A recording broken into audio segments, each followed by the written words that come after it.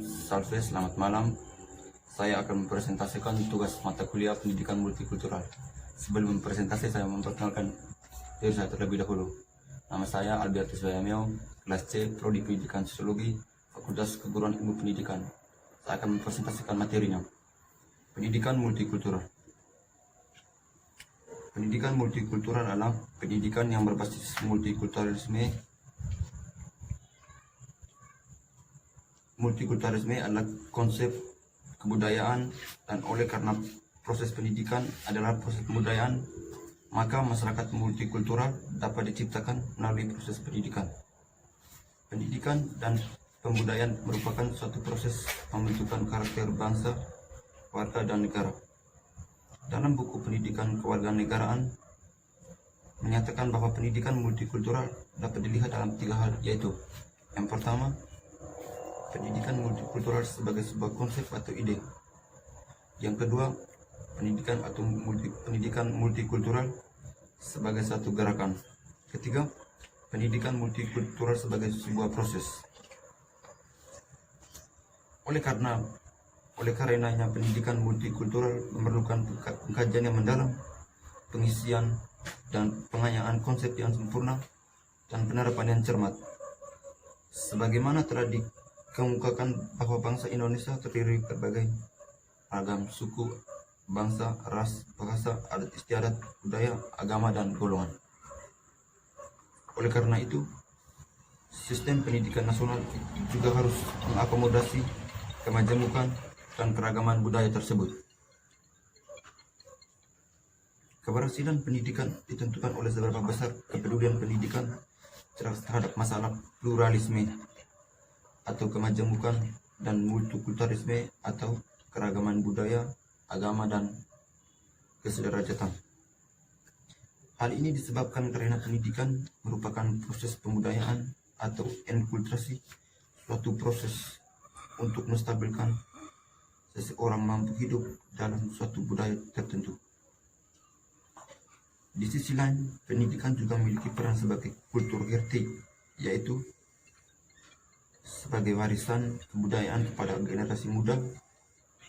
Oleh karena itu, generasi tua harus dapat mewariskan sesuatu yang baik terhadap generasi berikutnya.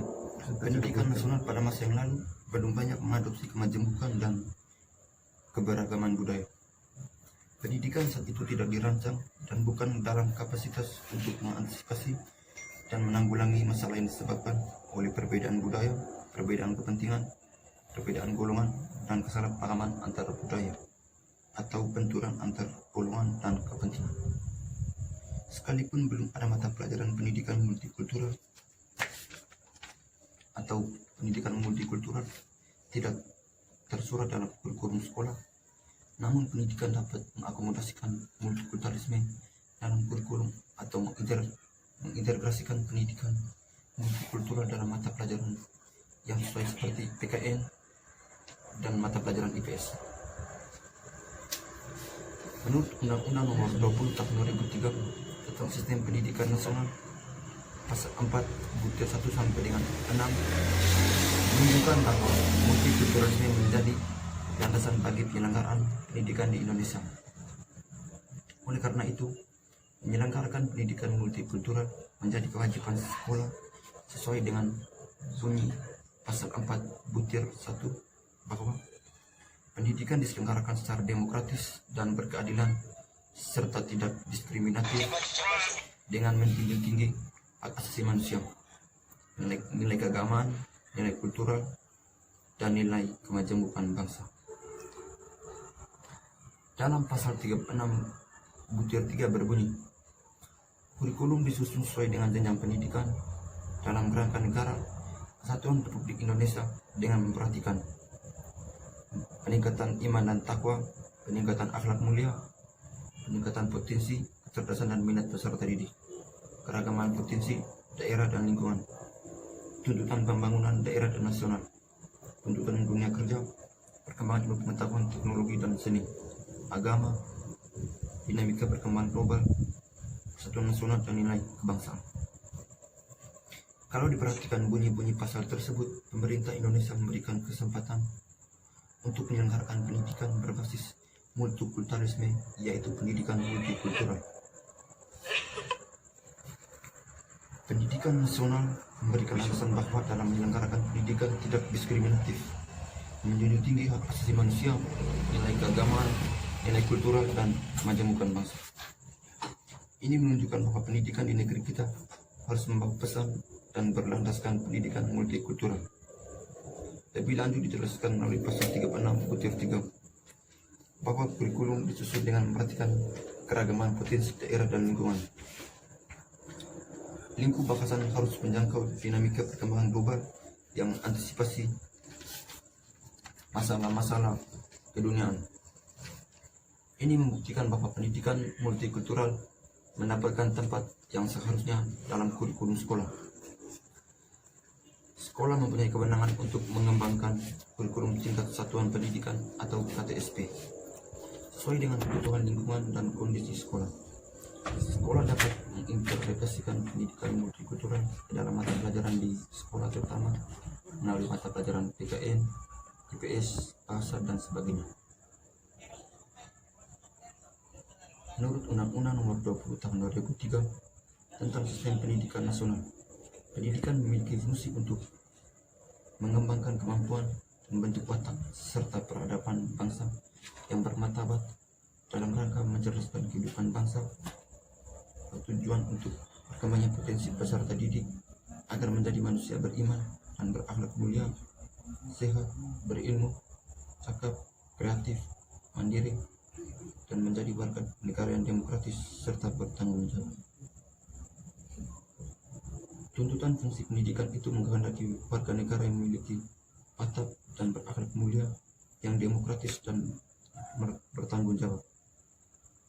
Oleh karena itu, multikultural sesuai dengan fungsinya sebagai pembentukan watak negara yang diarahkan pada kerukunan antar budaya dan learning to live together atau UNESCO.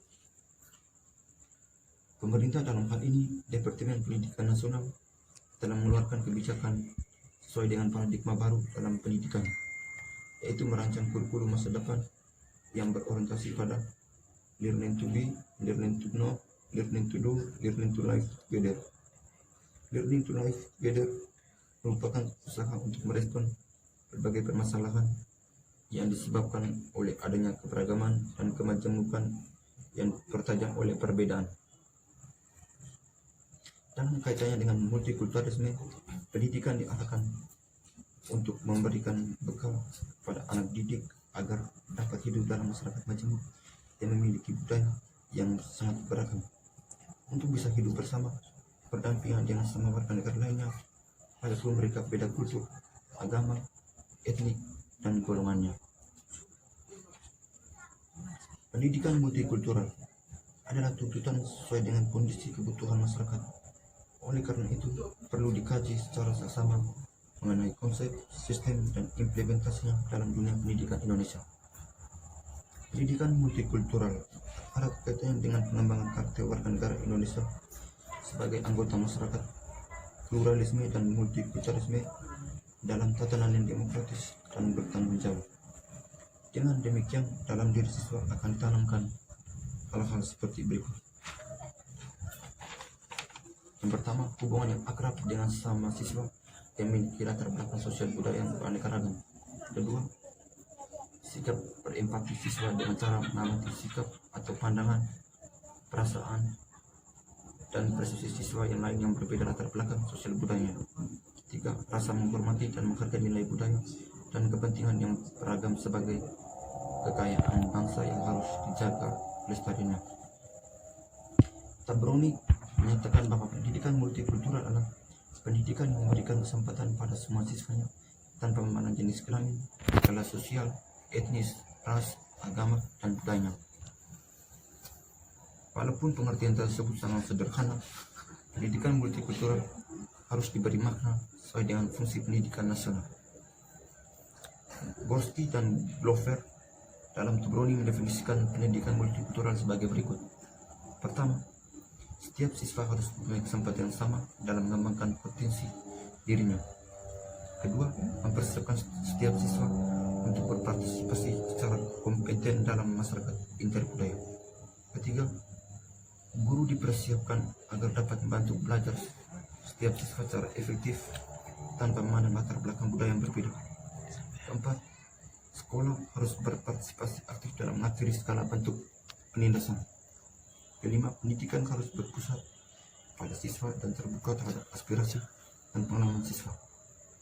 Pendidikan multikultural berorientasi pada aktivitas siswa dan perilaku siswa banyak dipengaruhi oleh budayanya. Oleh karena itu, pendidikan multikultural berupaya membantu siswa mengembangkan semua potensi sebagai pelajar dan anggota masyarakat. Lingkup materi untuk pendidikan dasar dan menengah tersebut cukup memberikan gambaran dan landasan bagi diintegrasikannya pendidikan multikultural di sekolah.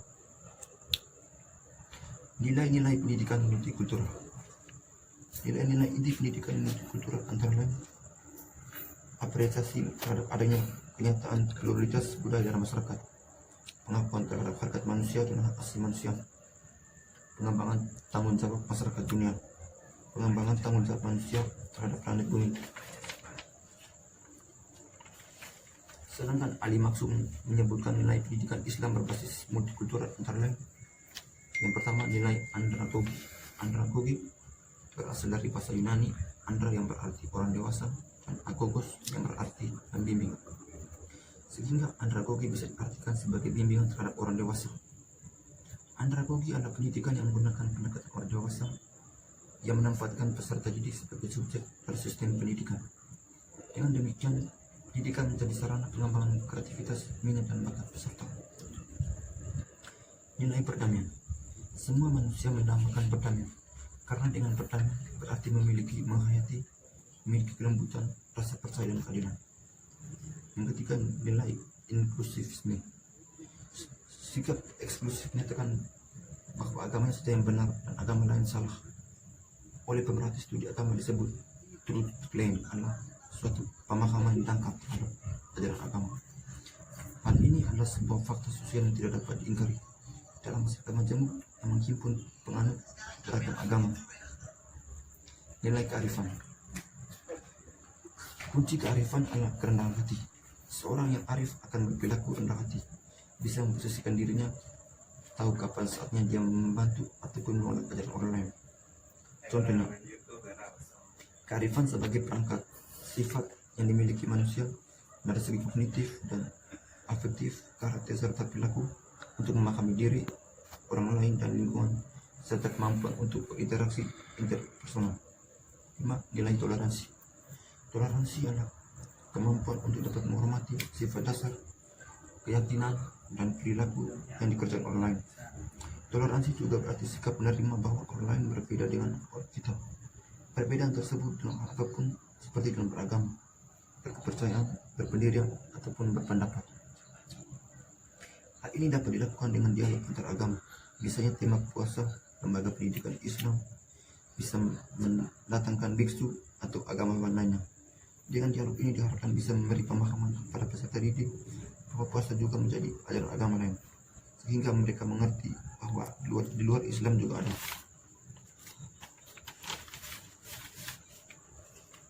Nilai humanisme. Humanisme merupakan suatu konsep kemanusiaan yang sangat menjunjung tinggi harkat dan martabat manusia dan memfasilitasi kebutuhan manusia untuk memelihara dan menyempurnakan keberadaannya sebagai makhluk yang paling mulia. Kemanusiaan yang dimaksud adalah pengakuan atas hakikat serta martabat sebagai manusia. 7. Nilai kebebasan. Nilai kebebasan ini secara dengan gagasan Paul B. Freire tentang pendidikan yang membebaskan. Maksudnya adalah pendidikan yang dapat mencari atau membebaskan peserta didik dari segala bentuk penjajakan. Apa nilai moral, religius, dan berkarakter. Moral merupakan nilai yang sangat penting untuk diajarkan dan dibiasakan kepada peserta didik. Nilai moral terkandung sifat manusia seluruh yang mulia, pikiran, badan, perasaan, dan kehendak. Oke, sekian dan terima kasih. Jika ada kata-kata yang kurang berkenan hati, saya mohon maaf. Terima kasih.